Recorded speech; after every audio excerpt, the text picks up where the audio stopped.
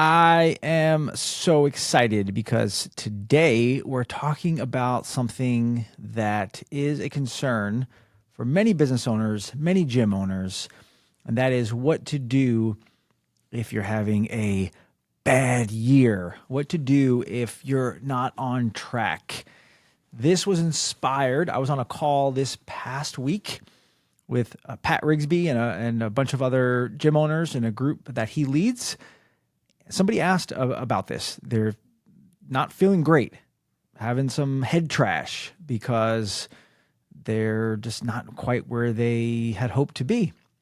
And Pat gave some awesome advice. I'm going to share some of the things he said just to pass that along. But then I thought this would be really cool and really beneficial to look at it from a financial lens. And so I'm going to do that. And I'm going to share 3 points. But let's talk about a little bit about what Pat said. And there's definitely some overlap. The first thing that he said was definitely a mindset piece, and that was that you won't consistently outperform who you are. It reminds me of the John Maxwell quote, you'll only go as far as you'll grow. You are the bottleneck. You have to take care of yourself. You need to make sure you're growing in the areas that you need to. You have to make sure that the actions that you're doing are aligned with who you want to be. One of the great ways I've heard this framed, I think it was Craig Groeschel, he said that ask yourself, or maybe it was Dave Ramsey, who do I need to become to be the person I want to be? We're all not where we want to be in some ways because we're not the person that position requires. If you want to have a $100,000 income,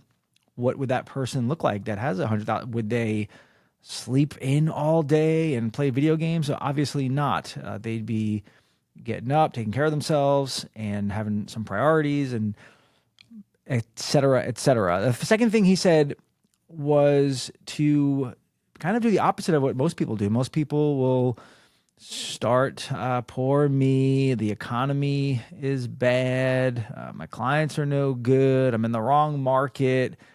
He said to do the opposite and double down. Use it as a reason to double your effort. You're not getting the results that you want because you're not putting forth the right effort. So double down. There's some overlap on that point, which I'll get to.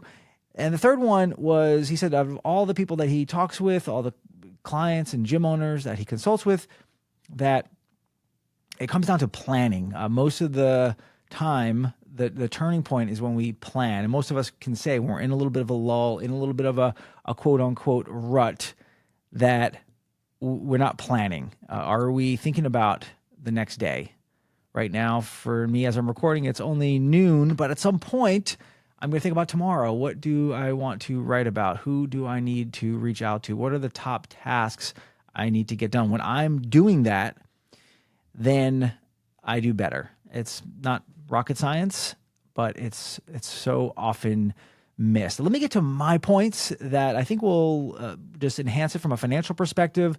The first is, speaking of perspective, it's exactly that. It's to put it in perspective. There's this quote that says, when in doubt, zoom out. And we oftentimes feel like when we're in it, it is so hard to see. I'm going to talk about that a little bit as well.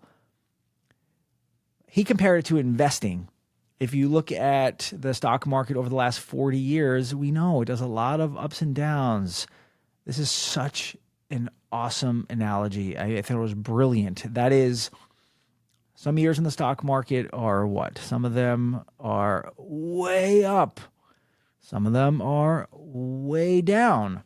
Some of them are average. Some of them are a little better than average. Some of them are a little worse than average. Over time, it's doing a lot of this. But and that's in the short term, if you look. But in the long term, if you zoom out, it's averaged like 10% over the last 40 years or something like that. We do the same thing in our business. Our business is no different. I heard this explained so well. When I heard this, it was like, I don't know, it was like so comforting to me because I was like, that is it. Do you ever hear something that somebody says and it just hits you? You're like, yeah, like I totally knew that, but the way they said it, like really, really hit home. This happened with me when I heard this, and it was talking about business owners over a 10-year period. This is so, I would love to hear your feedback on this, but this was just really spot on in my opinion. It said that out of a 10-year period in business, there's going to be two blockbuster years, like really good, where we're zooming. And there's going to be two really tough years where things are not looking so pretty. And then there's going to be about 6 years that are average or a little up or down. That's what we can expect. But with the stock market, the highs, they can be higher than the lows and they can last longer than the lows. That's what I want you to take away. That was exactly my perspective. I was a gym owner for 15 years, and thankfully, overall, when we zoom out, I had a really great run. But I'll say this. There were times when, let's say we were, and this is something that a lot of people don't talk about, so I hope it's helpful, because you see the highlights on social media, but you don't see the full story. I remember going to a Mike Boyle talk a while back, and he shared that they never had any zoom years at that point. I think he said that they grew on average like 6% per year, which is not necessarily anything to write home about. But when you grow 6% every single year and it compounds, eventually you're in 7-figure land and beyond. And that's when the magic happens. It's over that time. So if you can stick with it long enough, good things will happen. But I remember having some really good years and then being down a little bit. And when I look back now, because I have it all documented, I have a spreadsheet with all the numbers and everything. And when I look at it, this is really going to help you if you're a little bit newer to the business, or even if you've been in it for a while. It's kind of like just learn from my experience. You don't have to learn on your own. But I remember things dipping a little bit and really feeling like, oh no, like we're going to crash and burn. I was so worried. I was losing sleep. I was trying to overpress to figure it all out, when in reality, I would have been better had I just kept my head down, did the things I needed to do. I would have saved a lot of stress. Because when I look back now, yes, we were down that year. I just remember the year. It was actually, surprisingly, it was before COVID. It was, we had a really good run, like 2015, 16, 17, 18. It was right around 2019. We were forced out of a facility that we were in, and we stopped doing marketing because got caught up doing other things, and we had a down year. It was still good.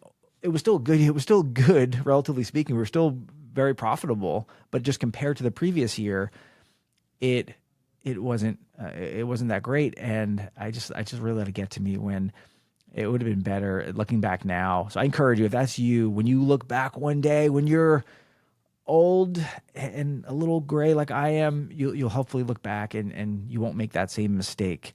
But that's the first one, is to put it in perspective. The second, as we're moving through the 3 points here of what to do when you're having a bad year, and this is purely financial, and that is, it's to live in reality. And I'm referring to adjusting your forecast. You have a forecast, right? Just to be clear on some terms, there is a budget, which you need to have. A budget is your forward-looking P&L. We know the P&L is what happened in the past, but now we're looking forward. We're creating a budget, how much revenue is going to come in, and what are our expected expenses.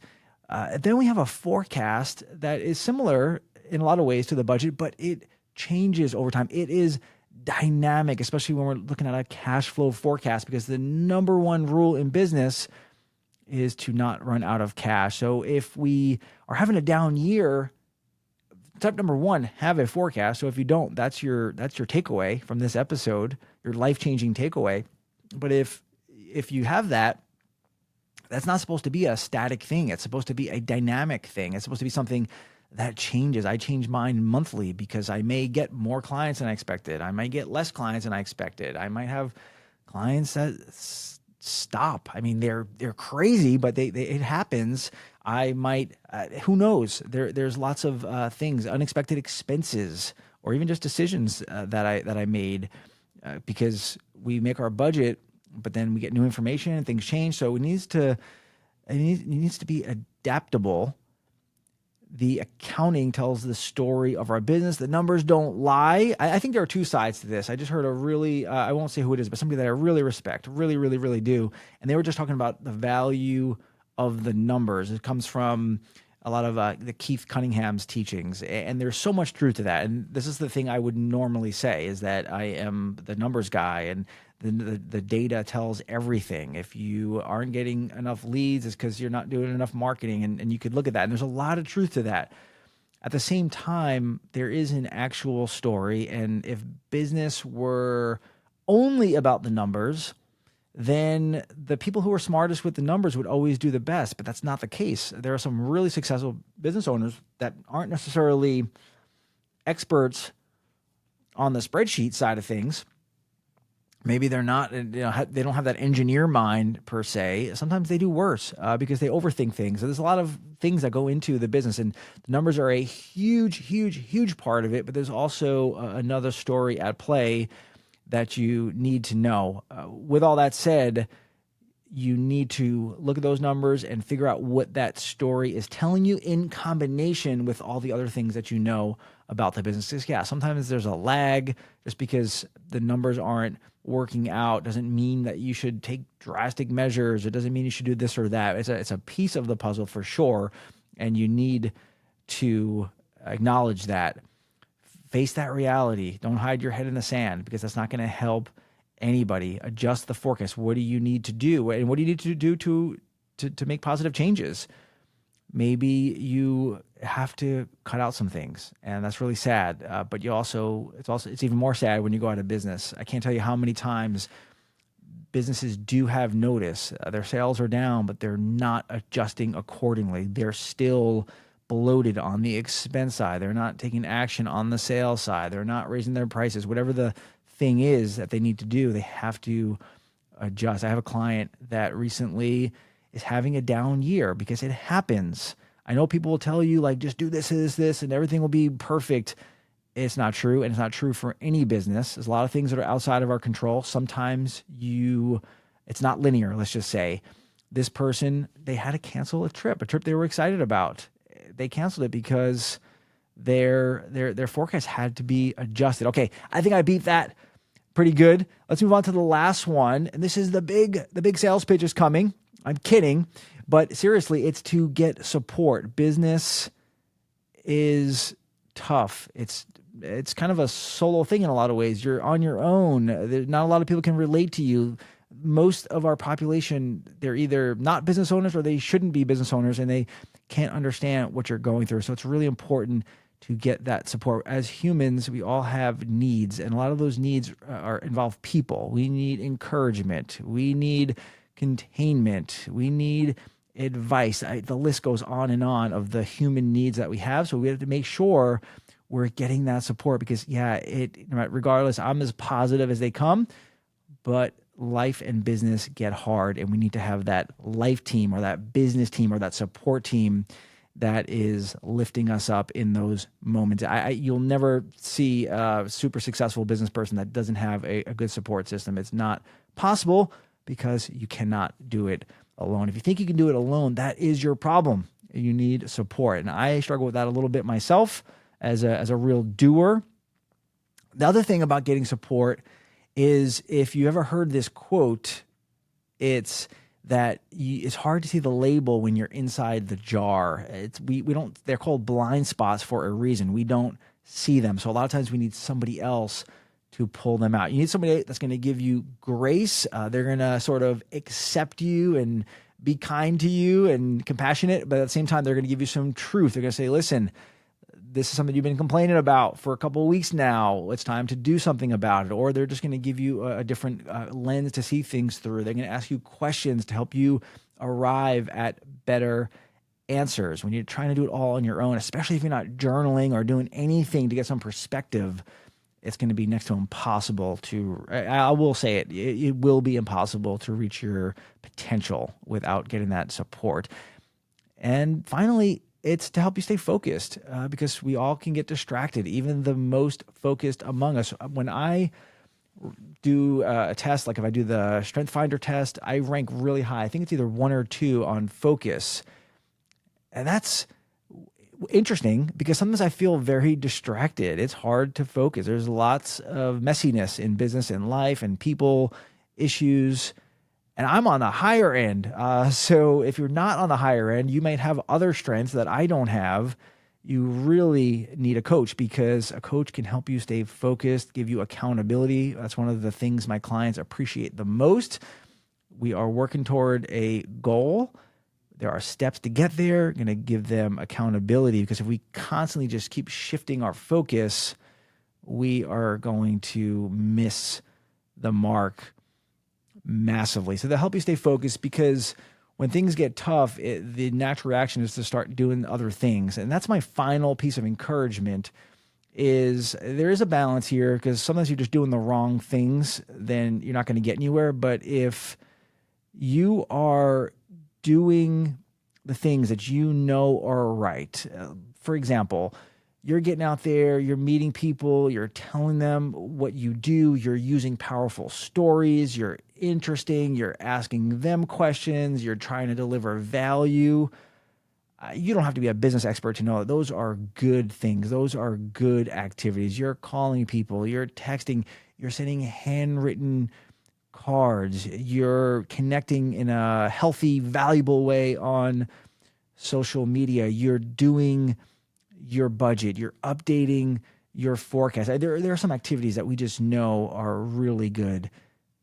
Don't stop because the only time that you will fail is when you stop. If it's something that you've done for a few months and you're clear and even through other counsel, you realize that it's not the best path for you, that's fine. You should quit that.